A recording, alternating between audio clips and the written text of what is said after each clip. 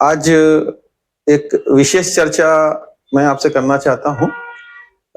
महाकवि कालिदास जब महाकवि नहीं थे, उसके पहले उनकी एक घटना ऐसी है कि वो जिस पेड़ पे बैठे हुए थे, उसी पेड़ की डंगाल को वो काट रहे थे।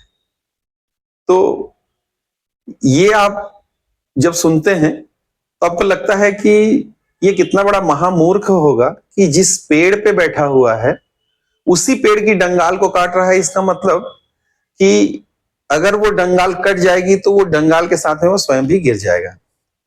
तो लोग महामूर्ख ही बोलेंगे उसे, है ना। हालांकि महाकवि कालिदास ने बाद में मेघदूत की रचना की और बहुत बड़े कवि हुए वो। लेकिन मैं फोकस इस बात पे करना चाहूंगा कि उस व्यक्ति के बारे में जो जिस पेड़ पे बैठा हुआ है, उसी पेड़ को काट रहा है, डंगाल को काट रहा है, तो उसको हम महामूर्ख तो बोलते हैं।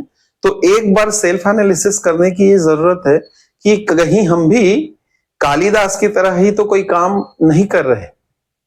जी हाँ, मैं फोकस करना चाह रहा हूं हमारे जो खान पान की शैली है, हमारा जो शरीर के प्रति आज के डेट में प्रेजेंट समय में अटेंशन है, उस चीज को लेके मैं थोड़ा सा इसको लिंक करना चाहूंगा कि हम लोग जो अपने जीवन में बहुत कुछ अचीव करना चाहते हैं, उस अचीव चीज के लिए, हर उपलब्धि के लिए, हर प्रकार की जो हम जीवन में चाह रहे हैं, उसके लिए इस शरीर का ठीक रहना बहुत जरूरी है।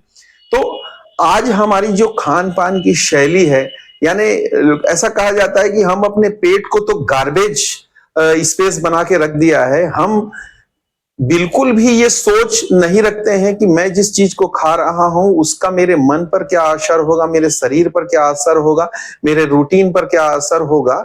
ये हम बिना सोचे समझे ही अपने खान पान की शैली को खराब कर चुके हैं। तो हम यदि जीवन में कुछ बेहतर करना चाहते हैं तो हमको ये सोचना पड़ेगा कि जो आज के डेट में फास्ट फूड या कोल्ड ड्रिंक्स या फिर पैक्ड फूड और ये जो चीजें हम अपने खान पान में यूज कर रहे हैं, यूट्यूब में इतनी अवेयरनेस, इतनी जागरूकताएं हम देख रहे हैं, उसके बावजूद हमारे अपने मन पे नियंत्रण न होने के कारण और एक ट्रेंड है, इसके कारण हम उस चीज को नजरअंदाज कर रहे हैं। आज के डेट में युवा के लिए ये बहुत ही खतरनाक है। आपको ये ध्यान में रखना पड़ेगा कि आप जो चीज खा रहे हैं उसका आपके शरीर पर क्या फर्क पड़ रहा है, ये जानना बहुत ही जरूरी है आपको।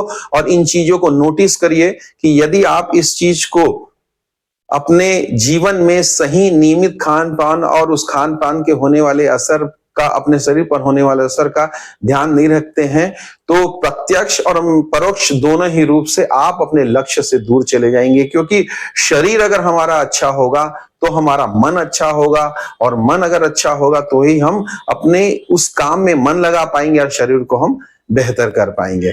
ठीक है, थैंक यू। इसलिए हमको बहुत ज्यादा ध्यान रखने की जरूरत है कि हमारा शरीर बहुत अच्छा रहे। हम आज से ही इस बात को नोटिस करें। Thank you.